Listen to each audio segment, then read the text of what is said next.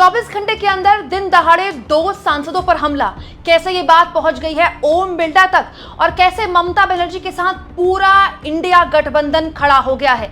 दोस्तों, जो काम आज तक कोई चुनाव नहीं करवा पाया, जो काम आज तक बीजेपी नहीं करवा पाई, ये एक इंसिडेंट ने वो काम कर दिया है। पूरा का पूरा इंडिया गठबंधन एक मुद्दे पर एक हो गया है और वो मुद्दा इतना बड़ा है कि अब बात ओम बिरला तक, शिकायत ओम बिरला तक जा पहुंची है। सब कुछ मैं आपको तफसील से बताऊंगी। इस एक वीडियो में कम से कम 3 वीडियो की जानकारी दूंगी, इसलिए वीडियो को अंत तक जरूर देखिएगा। इस वक्त की बड़ी खबर आपको मैंने आज इस वीडियो में दिखाया। दोस्तों, बड़ी खबर ये कुछ घंटे पहले अभिषेक बनर्जी जो कि अपने कार्यकर्ताओं के घर पहुंच रहे थे, चुनाव के बाद हुई हिंसा में प्रभावित ये कार्यकर्ता उनके परिवार वालों से मिल रहे थे, सांत्वना दे रहे थे, पार्टी सपोर्ट दे रहे थे। तभी अचानक जब वो बाहर निकले, उनके साथ हो गई बहुत ही जबरदस्त मारपीट। उन पर अंडे फेंके गए, उनको हेलमेट तक पहनाने की नौबत आ गई, उनके साथ मारपीट की गई, उनकी शर्ट फाड़ी गई, यहाँ तक पत्थर से भी उन पर हमला किया गया। हालत ये हो गई दोस्तों कि अभिषेक बनर्जी को उसके बाद तुरंत अस्पताल भर्ती कराया गया। अभिषेक बनर्जी का यह आरोप है कि उनको जान से मारने की कोशिश की गई थी। दोस्तों, इसके कुछ घंटे बाद टीएमसी के एक और सांसद कल्याण बनर्जी का भी वीडियो आ गया, जिसमें उनके साथ भी मारपीट की गई पुलिस की मौजूदगी में। इस पूरे एपिसोड में एक वीडियो और है, जिसके बाद पुलिस पर और सवाल खड़े हो रहे हैं। देखिए, ये वीडियो है जो कि काफी वायरल है। इस वीडियो में बकायदा एक शख्स दिखाई दे रहा है जो सर पर, देखिए आप इस वीडियो में, सर पर अभिषेक बनर्जी पर हमला करता हुआ दिखाई दे रहा है। देखिए दोस्तों, इस व्यक्ति के हाथ में पत्थर है। अगर अभिषेक बनर्जी ने हेलमेट ना पहना होता तो इस व्यक्ति का जो पत्थर है वो अभिषेक बनर्जी के सर पर लगता। और सर पर आप चोट समझ रहे हैं ना, जब सर पर चोट लगती है तो वो सबसे खतरनाक होती है, सबसे जानलेवा हो सकती है। इसलिए आदमी कुछ भी हो तो सबसे पहले अपना सर बचाता है।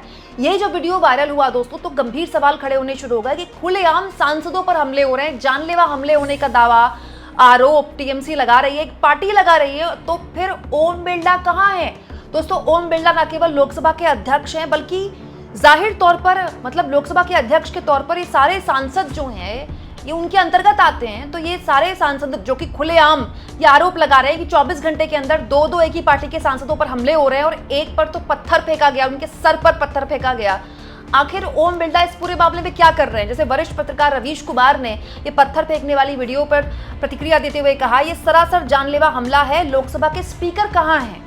ये जानलेवा हमला ही है दोस्तों। किसी के सर पर पत्थर लग जाता, अगर हेलमेट ना पहना होता अभिषेक बनर्जी का क्या होता? इनफैक्ट जब उन्हें अस्पताल भर्ती कराया गया, अस्पताल ने छुट्टी दे दी है, कहते हुए कि हल्की चोटें आई हैं। टीएमसी का ये आरोप है कि क्योंकि बीजेपी का दबाव है, इसीलिए अस्पताल में भर्ती तक ठीक से नहीं कराया गया, अभिषेक बनर्जी का ठीक से इलाज तक नहीं कराया गया। ममता बनर्जी इस बात को ही लेकर नाराज हो रही थी कि कम से कम इलाज तो ढंग का मिल जाए, ना तो आप हमला रोक पा रहे हैं, ना ठीक से इलाज दे पा रहे हैं। हालत ये होगी दोस्तों कि इस पूरे मसले पर पूरा का पूरा इंडिया गठबंधन एक हो गया है। क्यों? क्योंकि ये मसला इतना इंपॉर्टेंट है दोस्तों। विपक्ष के लिए चुनाव लड़ना एक मुश्किल काम हो गया है, लेकिन अब विपक्ष के सांसद सुरक्षित तक नहीं है, वो सड़क पर उतर भी नहीं सकते हैं। 24 घंटे के अंदर एक ही पार्टी के 2 सांसदों पर हमला हुआ है। देखिए, अलग अलग पार्टियों ने किस तरह से इस पूरे मामले में ममता बनर्जी को सपोर्ट दिया है, और वो अलग अलग राज्यों की ऐसी पार्टियां हैं जो अमूमन राष्ट्रीय मुद्दों पर कम बोलती है। जैसे दोस्तों तेजस्वी यादव ने इस पूरे मामले में आलोचना की है बीजेपी की और कहा है, टीएमसी के सांसद भाई अभिषेक बनर्जी पर भाजपाई सत्ता द्वारा प्रायोजित कायराना हमला निंदनीय और चिंताजनक है। उनके शीघ्र स्वास्थ्य लाभ की कामना करता हूं।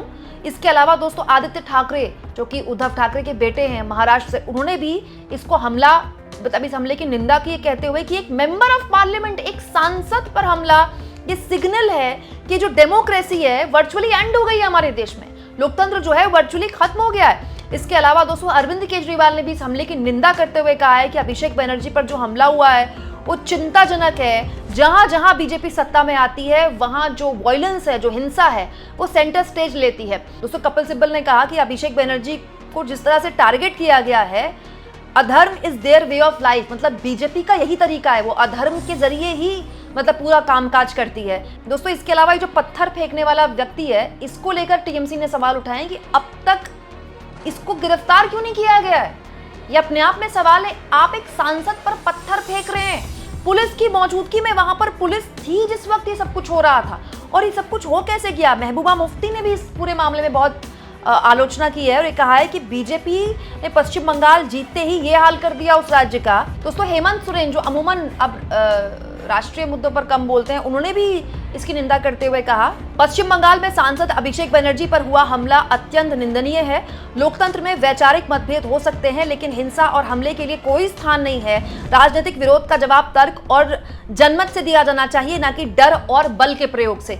यहां मैं एक और चीज आपको बता दूं दोस्तों, राहुल गांधी ने इस पूरे मुद्दे पर उसी वक्त ममता बनर्जी को सपोर्ट दिया था जिस वक्त ये हमला हुआ था। कल शाम राहुल गांधी ने भी एक्चुअली ट्वीट भी किया था और ममता बनर्जी ने बताया भी था कि दरअसल राहुल गांधी का फोन आया है मुझको और राहुल गांधी ने मुझसे कहा है कि आप बिल्कुल चिंता मत कीजिए, अगर अभिषेक बनर्जी का इलाज कराना होगा तो हैदराबाद भी उनको शिफ्ट कराया जा सकता है, तेलंगाना में। लेकिन ये दोस्तों, ये एक्चुअली में बहुत चिंताजनक है। और राज्य सरकार की पुलिस पर अगर सवाल खड़े हो रहे हैं, बीजेपी की कार्यप्रणाली पर सवाल खड़े हो रहे हैं, तो एक अंत में जो लोकसभा का सांसद है वो कहां जाएगा? वो अपने लोकसभा अध्यक्ष से बात करेगा। हालांकि लोकसभा अध्यक्ष लोकसभा सांसद के पूरे व्यवहार पर, उनकी सुरक्षा पर तभी तक जिम्मेदार हैं जब तक संसद चल रही है। अभी तो संसद चल नहीं रही है, तो टेक्निकली लोकसभा अध्यक्ष ओम बिरला के लिए कुछ बोला नहीं जा सकता कि ये जिम्मेदार हैं, क्योंकि राज्य सरकार की पुलिस सुरक्षा देती है ना सांसद पर। लेकिन दोस्तों, परंपरा भी तो कोई चीज होती है भाई। जो लोकतंत्र होता है वो नियम, कायदे और परंपरा दोनों से चलता है ना। तो लोकसभा अध्यक्ष को तो कम से कम एक बयान तो देना चाहिए कि भाई लोकसभा के सांसदों की सुरक्षा सुनिश्चित की जाए राज्य सरकार की पुलिस द्वारा। ये सब कुछ पुलिस की मौजूदगी में, और दोनों घटनाएं पुलिस की मौजूदगी में हुई हैं। इंडिया गठबंधन एकता दिखा रहा है, बात सही है, लेकिन एक सांसद पर अगर हमला हो सकता है तो फिर आप सोचिए, ये जितने भी इंडिया गठबंधन के जितने भी सांसद हैं, जितने भी विधायक हैं, भाई एक सांसद और विधायक तो चाहे सत्ता पक्ष का हो या विपक्ष का, वो तो सड़क पर आए दिन उतरता है। इनफैक्ट विपक्ष के सांसद तो सड़क पर ज्यादा उतरते हैं क्योंकि उनको सरकार की पोल पट्टी खोलनी होती है। कोई भी विपक्ष का सांसद है भाई, उद्धव ठाकरे का जो सांसद है या उनका जो विधायक है वो लोगों के बीच ज्यादा जाएगा। क्यों? क्योंकि भाई उनको लोगों के बीच जाना है, तभी तो उनको वोट मिलेगा। विपक्ष का सांसद सत्ता पक्ष से ज्यादा सक्रिय उसको होना पड़ता है। तो आप सोचिए, कोई भी विपक्ष का सांसद होगा तो उसको डर लगेगा कि पुलिस की मौजूदगी में, राज्य सरकार की पुलिस की मौजूदगी में अगर मुझ पर हमला हो सकता है तो फिर मैं कितना सुरक्षित हूं। दूसरा, इस मूवमेंट की जानकारी इन लोगों को कैसे मिली? अभिषेक बनर्जी कहां पर होंगे, कहां पर उन पर हमला किया जा सकता है, ये मूवमेंट कहां से पता चला? अभिषेक बनर्जी यहां पर आने वाले हैं, कैसे लोगों को पता चला कि उनके हाथ में अंडा है? अंडा लिए खड़े रहते हैं क्या लोग? ऐसा तो नहीं हो सकता ना। एक सांसद के मूवमेंट की जानकारी कैसे इन लोगों को मिल गई? ये कुछ गंभीर सवाल हैं जो हर लिहाज से राज्य की पुलिस और राज्य की सरकार को देने चाहिए। वो ठीक है कि 5 लोगों को गिरफ्तार किया गया, लेकिन पत्थर से हमला किया गया, 24 घंटे के अंदर एक ही पार्टी के 2 सांसदों पर हमला किया गया, और लोकसभा अध्यक्ष की तरफ से कम एक स्टेटमेंट तो जारी होना चाहिए। ये लोगों का कहना है। आपको क्या लगता है दोस्तों? कमेंट बॉक्स में जरूर लिखें, और जितना हो सके दोस्तों चैनल को शेयर भी करें और सब्सक्राइब भी।